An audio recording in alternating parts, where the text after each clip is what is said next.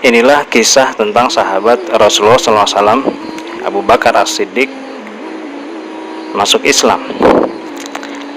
Imam Muhammad bin Abu Bakar dalam hadis ke-6 kitab Al-Mawa'iz Al-Usfuriyah menceritakan kisah awal mula keislaman Sayyidina Abu Bakar As-Siddiq radhiyallahu anhu. Suatu ketika Abu Bakar radhiyallahu anhu bermimpi melihat bulan dan matahari masuk ke kamarnya. Lalu kedua benda tersebut ia pungut dan diletakkan di dadanya, lalu ditutupi dengan selendangnya. Mimpi ini beliau ceritakan kepada salah satu pendeta Nasrani di Syam. Kebetulan pada saat itu beliau lagi berdagang di negeri Syam. Beliau ditanya tentang beberapa hal oleh si pendeta, mulai dari asal negara, asal marga, profesi, dan lain-lain. "Saya seorang pedagang dari Bani Taim, Mekah," jawab beliau.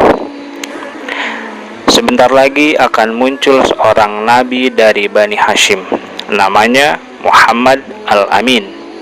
Dia adalah penutup risalah kenabian. Tanpanya Allah Subhanahu wa Ta'ala tidak akan menciptakan langit dan bumi beserta isinya. Dia adalah imam para utusan. Engkau akan masuk pada agamanya. Engkau akan menjadi sahabat setianya.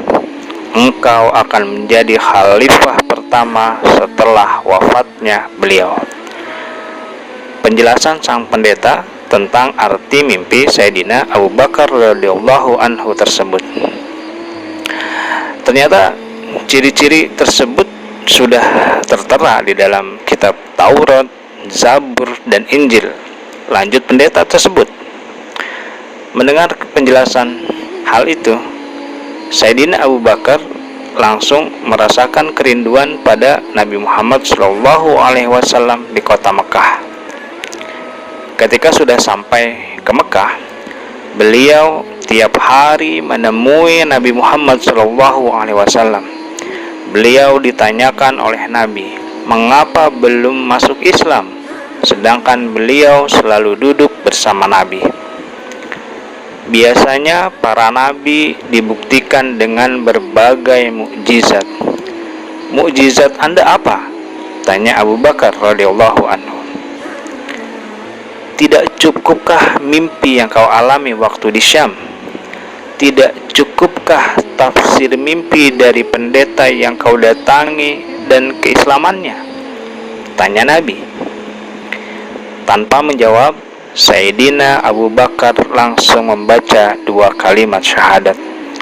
Karena apa yang ditanyakan Nabi padanya belum diceritakan kepada orang lain sama sekali. Tapi ternyata Nabi sudah mengetahuinya. Selain cerita tentang Islamnya Sayyidina Abu Bakar radhiyallahu anhu, Imam Muhammad bin Abu Bakar juga menceritakan tentang 2 pemuda bersaudara yang beragama Majusi. Keduanya ingin membuktikan kebenaran agama yang dianut. Bertahun-tahun menyembah api. Apa iya tidak akan membakar tubuh keduanya? Yang mencoba pertama kali adalah sang adik. Ia langsung teriak kesakitan. Tangannya melepuh gara-gara dimasukkan ke kobaran api. Setelah itu, si adik langsung masuk Islam. Adapun kakaknya tetap bersikukuh dengan agama Majusi. Ini karena ia malu pada tetangga-tetangganya. Singkat cerita, keduanya berpisah. Sang adik pindah rumah beserta istri dan anak-anaknya. Lalu ekonominya terganggu setelah pindah rumah. Suatu keluarga tiap hari kelaparan. Akhirnya ia berangkat ke pasar untuk cari kerja. Hari pertama tak satu pun pekerja melirik padanya. Ia tidak menemukan lowongan pekerjaan. Lalu ia pergi ke masjid yang sudah ditinggalkan jemaah. Ia beribadah sampai larut malam. Lalu ia pulang dengan tangan kosong. Istrinya beserta anak-anaknya kelaparan. Ia bilang, "Gaji hari ini akan diberikan besok. Sabar ya." Hari kedua sama dengan hari pertama. Ia tidak menemukan lowongan pekerjaan. Lagi-lagi ia pergi ke masjid hingga larut malam, pulang dengan tangan hampa. Demikian juga dengan hari ketiga, sama seperti hari-hari sebelumnya. Ia langsung ke masjid, ia menangis dalam munajatnya.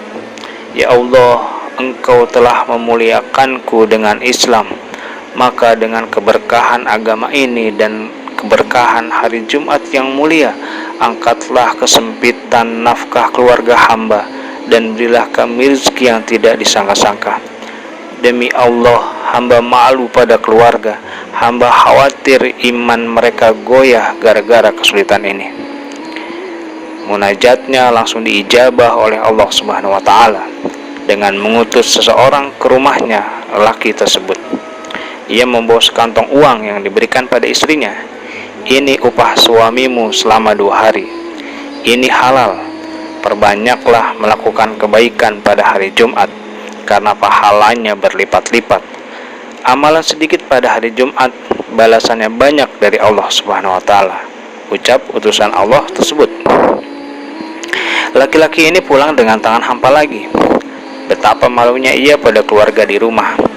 Iseng-iseng di tengah jalan, ia mengambil pasir dan dimasukkan ke kantong yang dibawanya agar terlihat seperti beras. Sampai di rumah, ia heran. Ternyata rumah sudah penuh dengan makanan. Ia disambut oleh istrinya yang langsung mengambil bingkisan yang dibawa sang suami.